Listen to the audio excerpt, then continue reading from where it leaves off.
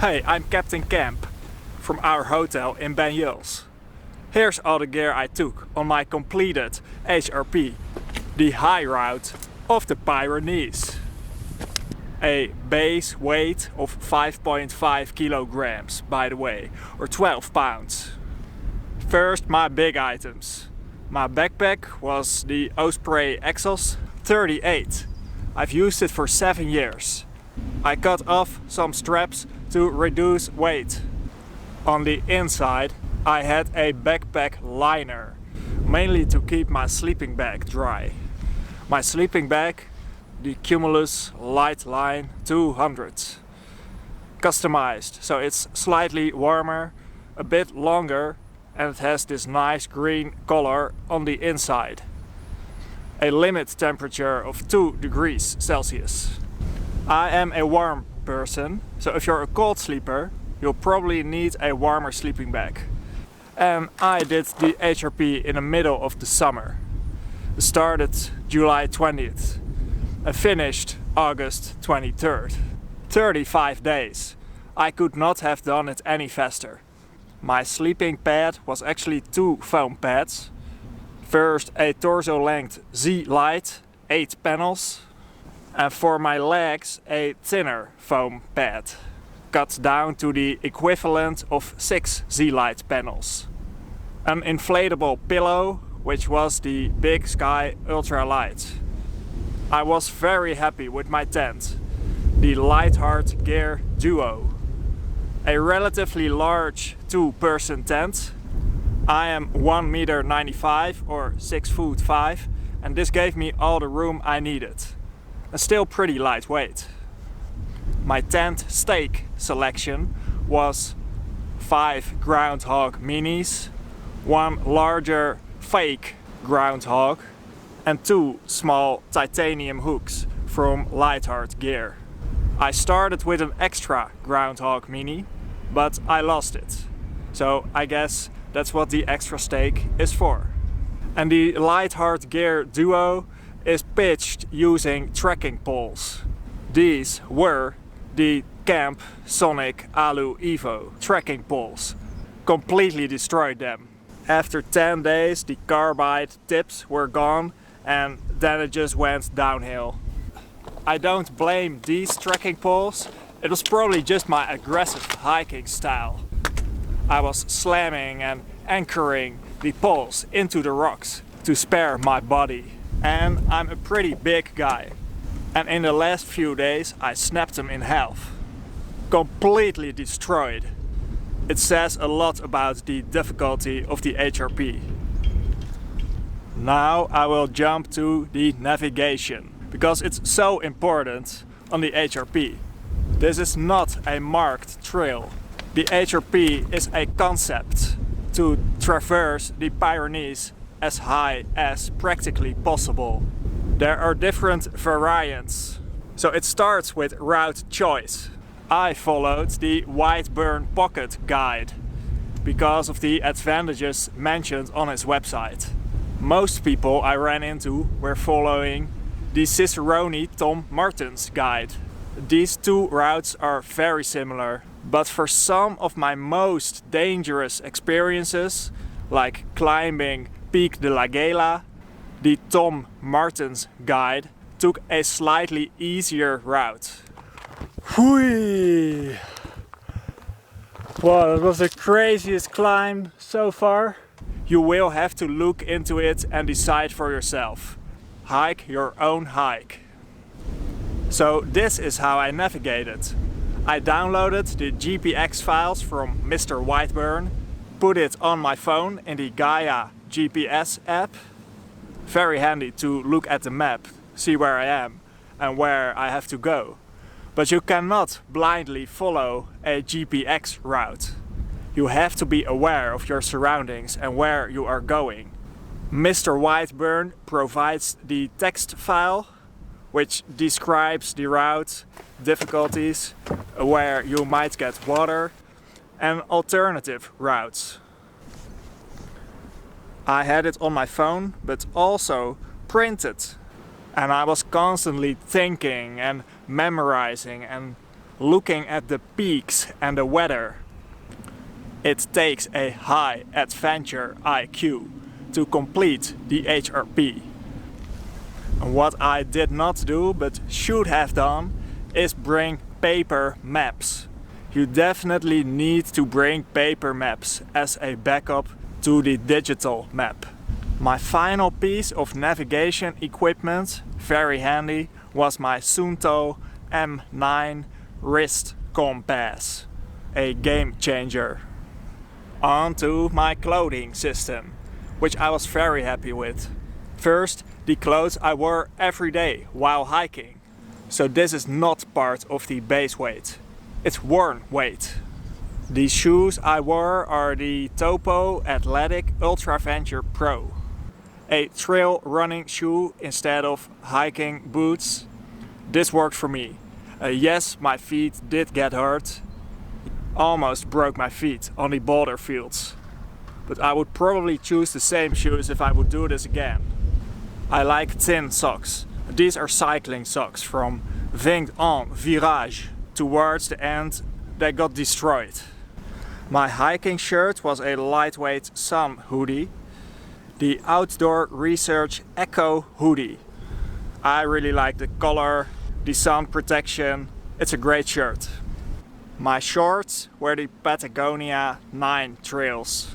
I'm a big fan of the zipped pockets, so I don't lose my stuff. It has some stretch to it. It's the perfect short.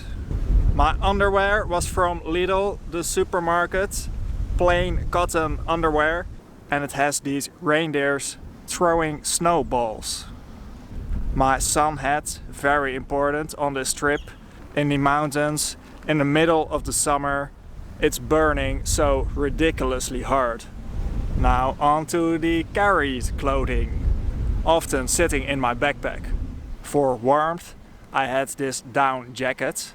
The Decathlon 4 Class Trek 100. I was very happy with it. Very nice in the cold mornings, when sitting still, or even when moving, when it was cold. I also had a wind jacket, the Patagonia Houdini, which is more of an active layer.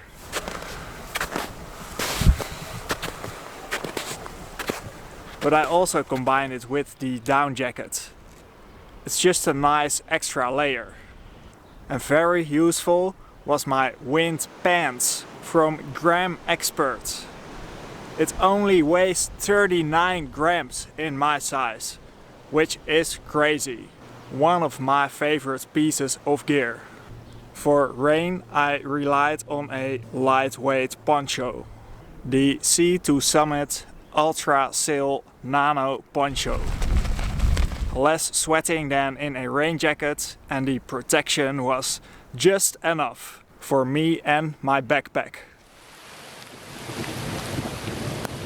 Then I had a neck warmer and gloves, both from Decathlon. Especially the fleece gloves were nice to have on a few occasions. These cheap sunglasses worked great. They're pretty dark.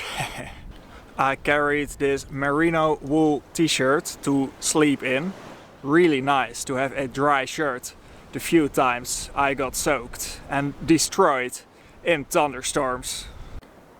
And there is my extra pair of socks, which got destroyed.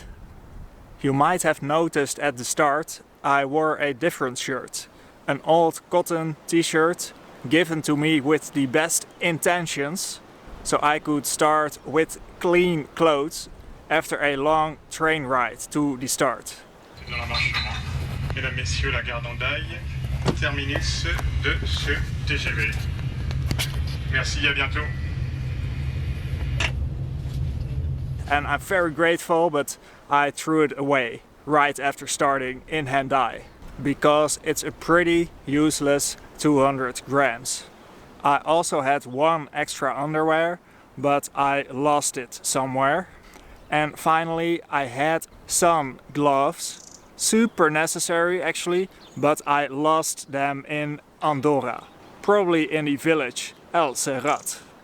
And now my water and cooking items. First off, I had a great water filter, the Catadine B3, but I lost it during the chaos of thunderclaps, extremely close by.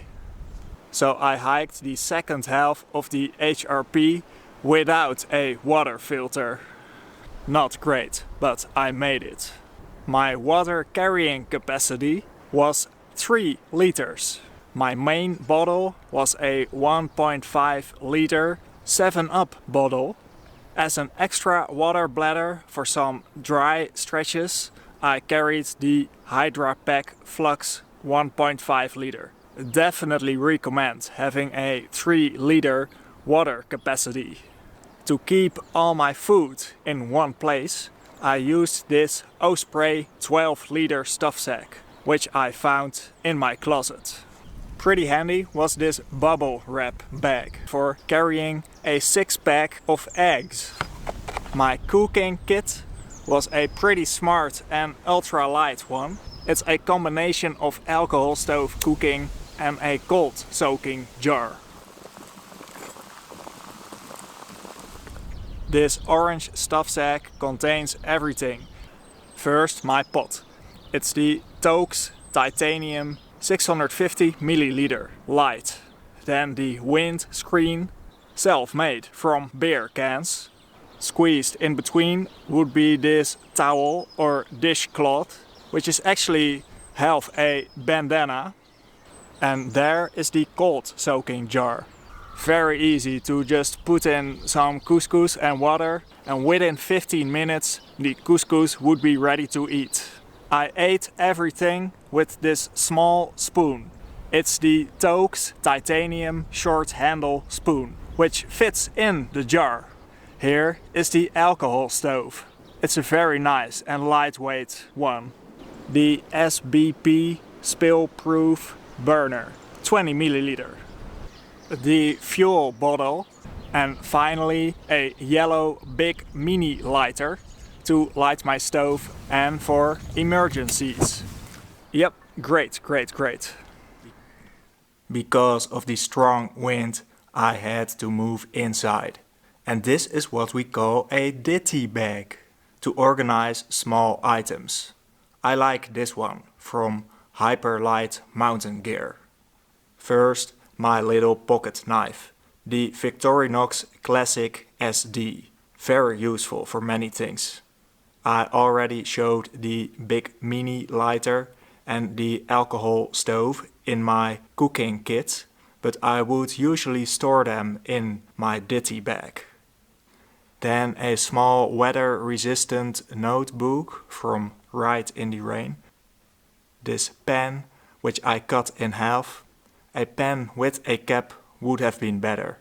My toothbrush was this Bamboo Kids toothbrush and some toothpaste, repackaged in this soft round bottle. Yes, it is black. And some toothpicks. I carried 3 different types of tape, and I used all of it. First, some sports tape called Loco Tape P. Worked great for blister prevention and patching up wounds. The second tape was some duct tape. Also good in combination with the Loco tape for blister prevention. And some repair tape, tenacious tape, which I actually bought during my hike in Gavarnie.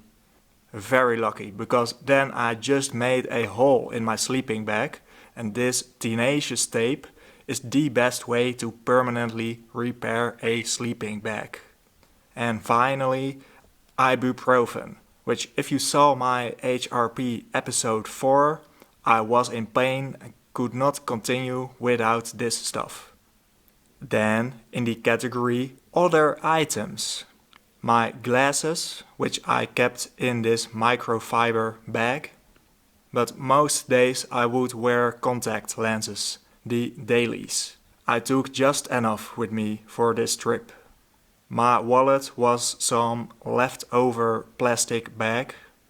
Sunscreen, I don't like it, but it was super necessary on this trip. I brought this slightly more natural sunscreen. When I ran out, I bought this more chemical one in the same pharmacy where I resupplied the ibuprofen. The poop kit, I recommend looking up Leave No Trace. It's important to shit in the correct way and place if you have to. Don't contaminate water and try to do it in places with some grass, as it will break down quicker. This is a shovel to dig a small hole for the poop and to then bury it. Some toilet paper, which I replenished at villages' restaurants. I never left toilet paper behind, but I mainly cleaned my ass with this thing. It's a bidet to spray water from a distance. Yes, it is weird, but I found it very convenient and clean in the outdoors. Fits on most bottles. And something else were these resealable bags. I took 4 of them to carry stuff like couscous or my printed white burn guide. I prefer these from IKEA instead of the Ziploc style bags. And now the electronics that I carried. First, my smartphone is quite interesting. It's the Unihertz Jelly 2. It's one of the smallest smartphones there is, and it works just fine. Most of the time there was no phone signal in the mountains. I would charge my electronics in villages using the Anker Power Port 2 and 2 different cables. My headlamp, a life-saving piece of gear, was the Nightcore NU25. But I put on a more lightweight strap, which I borrowed from the Nightcore NU05. In this little pouch from 6 Moon Designs, I carried 2 power banks for a total of 20,000 mAh. Mainly because I'm a YouTuber. I will show my camera gear in a minute. My first power bank was the Nightcore NB10000.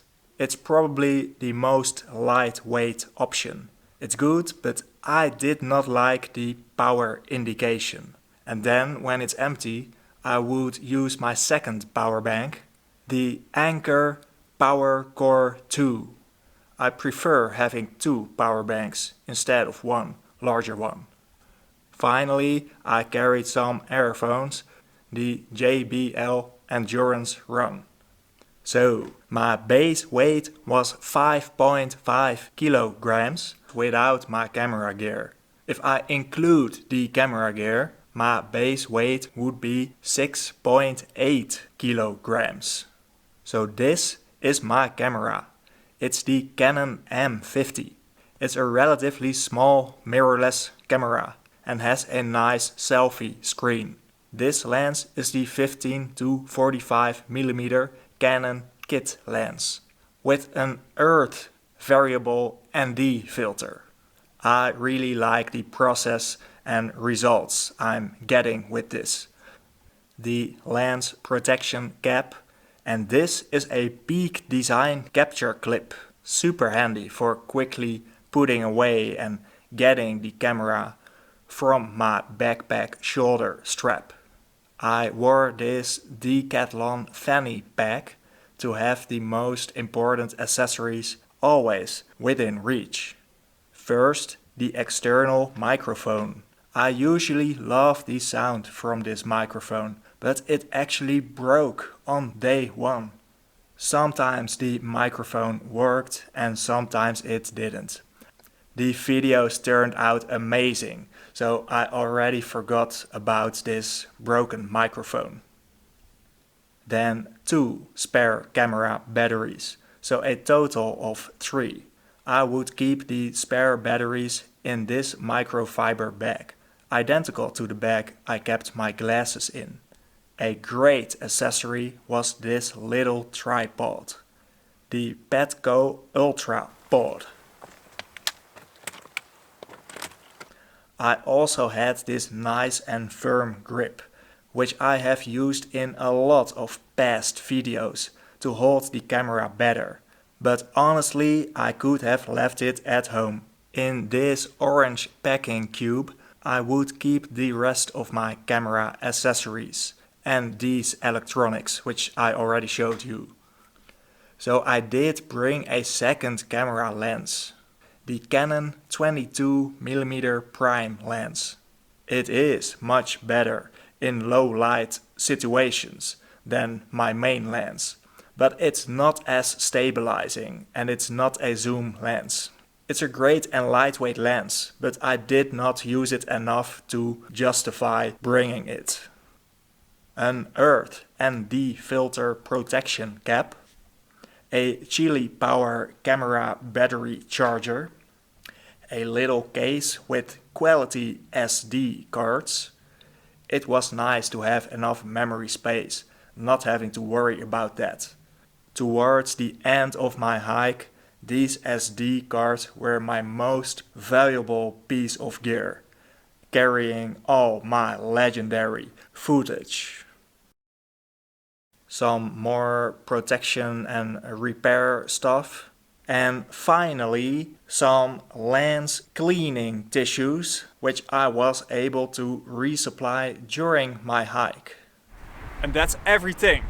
So overall, I was very happy to have my gear well prepared, because the HRP is extremely tough.